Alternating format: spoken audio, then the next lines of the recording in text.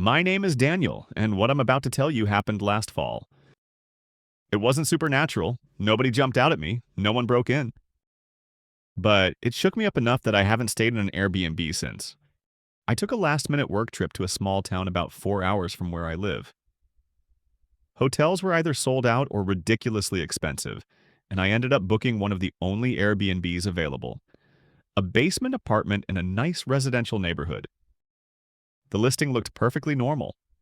Clean, modern, safe.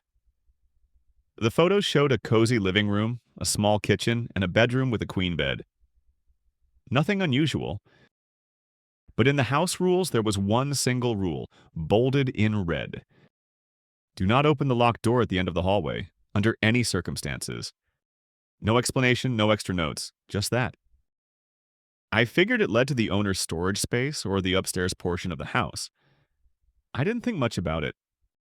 When I arrived, the host, a woman in her mid-60s named Margaret, met me at the door. She was friendly, a little overly talkative, but harmless. She showed me around, pointed out where the towels were, how to adjust the thermostat, all that.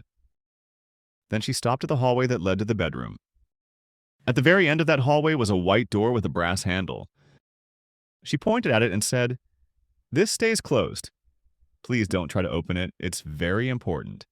Her tone was different suddenly, firm, almost rehearsed. I nodded and said, "Of course." The moment felt weird, but again, I brushed it off. The first night was completely normal. I ordered takeout, watched some YouTube, and went to bed around midnight. But around 2 a.m., I woke up. Not suddenly, I just drifted awake for no real reason. It was quiet. Then I heard it. A sound coming from the hallway. It was faint at first, like a soft dragging sound. Something brushing across the floor. I sat up, turned on my phone flashlight, and listened. Another sound. Not dragging this time, more like a light scratch. I told myself it was probably the house settling or plumbing noises. Old houses do that. But then there was a soft, slow knock. Knock. Oh. Knock. Not on my bedroom door. On the locked door at the end of the hall. I froze. Another knock. Same steady rhythm. I wanted to believe Margaret had come downstairs for something, but the knocks were too quiet, too gentle, like someone trying not to draw attention, but wanting the door to open. I stayed perfectly still until the knocking stopped, which took maybe 20 seconds but felt like minutes. After that, the house went silent again. I barely slept. In the morning, I convinced myself it must have been the house adjusting. Or maybe I imagined it half asleep. I had a long workday ahead, so I pushed it out of my mind. Later that afternoon, when I returned, Margaret was in the backyard tending to her garden. She waved at me and came over to chat. She seemed totally normal.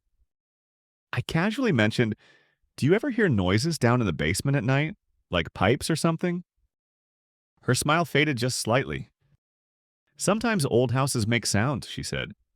Then, quickly changing the subject, "Anyway, I'm sure you're tired. I'll let you rest." She walked away faster than she had approached. That small shift in her expression made me uneasy again.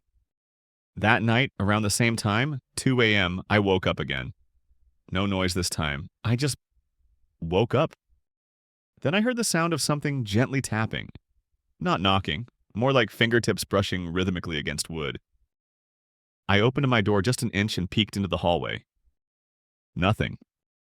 The tapping stopped. I stared at the locked door for a long moment, thinking about the rule. Under any circumstances. I wasn't planning to break it. I just wanted to know what was happening. Then, very quietly, the doorknob on the locked door turned. Not fully. Just enough to make a small metallic click. I stepped back instantly. Someone was on the other side of that door. My voice caught in my throat. I didn't say anything, just waited, listening harder than I ever have in my life. The handle moved again. Click. Click. Then a whisper. So soft I almost thought I imagined it. "Please." One word. Right behind the door. I backed into my room, locked my own door, and called the host. It was 2:18 a.m. She answered on the third ring, sounding wide awake. Is everything okay? She asked.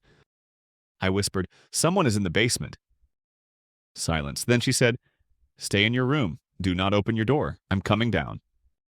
Her voice was not confused, not surprised, like just serious. I heard her footsteps upstairs, then the basement door creaked open. Her footsteps came down the stairs quickly but calmly. She reached the hallway, and for a moment, everything was quiet. Then I heard her say, with a tone I'll never forget, You need to stop. Not yelling, not angry, just tired. A response came, but I couldn't make out the words. It was a low mumbling, like someone apologizing or pleading. A moment later, her keys jingled, and I heard the lock turn on that forbidden door. She opened it just enough to slip inside, then shut it behind her. I didn't hear anything else for a long time. After maybe 10 minutes, the basement door to upstairs opened and closed again. Then the house went silent. In the morning, Margaret knocked gently on my bedroom door. It's safe to come out now, she said through the door. When I stepped out, she was waiting in the hallway with a tired expression.